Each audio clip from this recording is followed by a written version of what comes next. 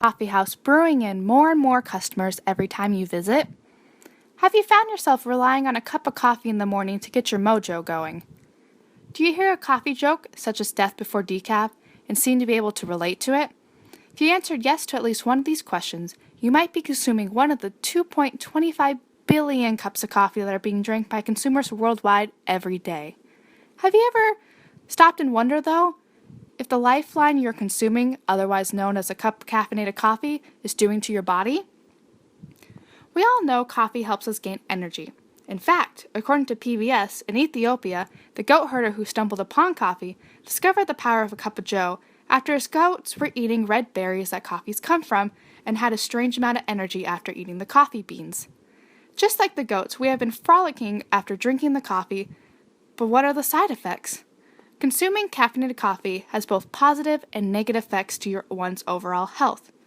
Being a coffee consumer, OCD, obsessive coffee disorder as some might call it, I personally found myself not feeling the greatest after consuming certain foods, one of them being coffee. Due to my recent discovery of my own personal health, it got me really thinking, is coffee really good for me?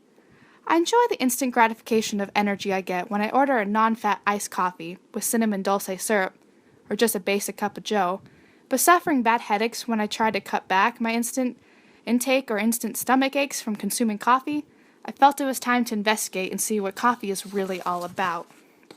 Caffeinated coffee is both good and bad for your overall health. But what is coffee? What are the benefits of coffee? And what are the negative effects of drinking caffeinated coffee? What are you drinking when you drink a cup of coffee?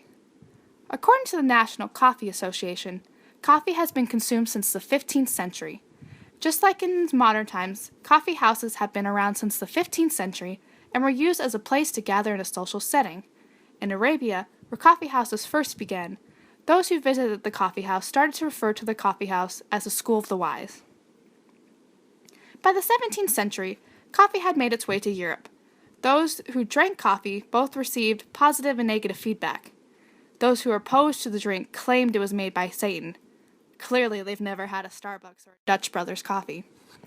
By the time the British people were coming to America, tea was still preferred.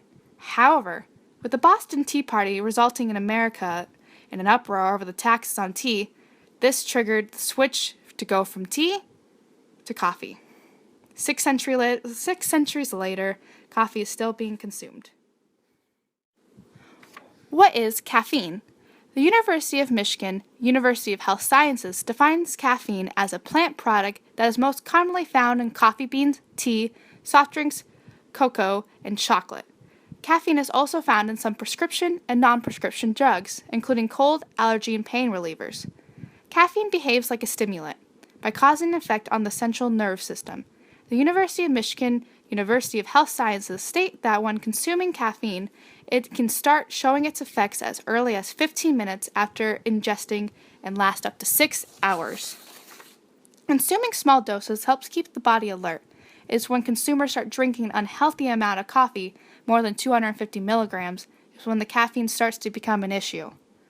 Since caffeine is consumed in moderate doses, are there any health benefits to consuming caffeinated coffee? Coffee can save your life more than just helping you wake up in the morning.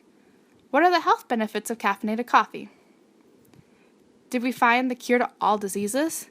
Well, according to Stanford Harvard Health Publications research in 2011, the benefits of coffee, the research may surprise you. The following are benefits of drinking coffee.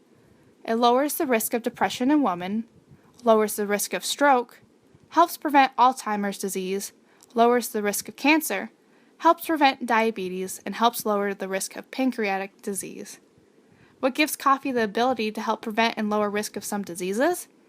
During the study at Harvard in 2011, researchers discovered that there are not a lot of minerals in coffee, but since it is a plant, there are some vitamins. There are traces of both magnesium and potassium.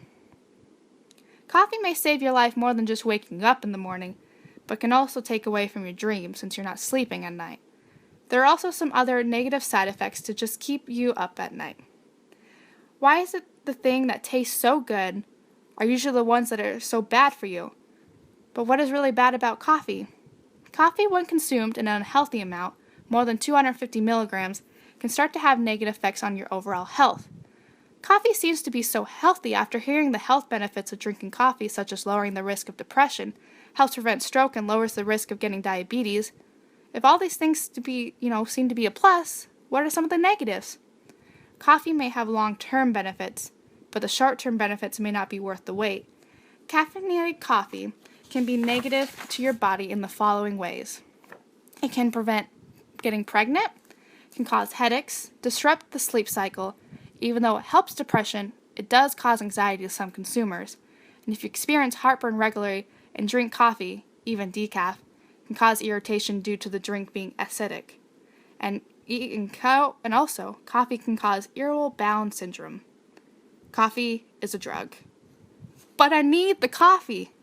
Caffeinated coffee is considered a drug due to the stimulant effect it has on consumers. AARP published an article in 2013 confirming that caffeinated dependence was officially named a mental disorder. Just like any addiction, admitting you have a problem is the first step.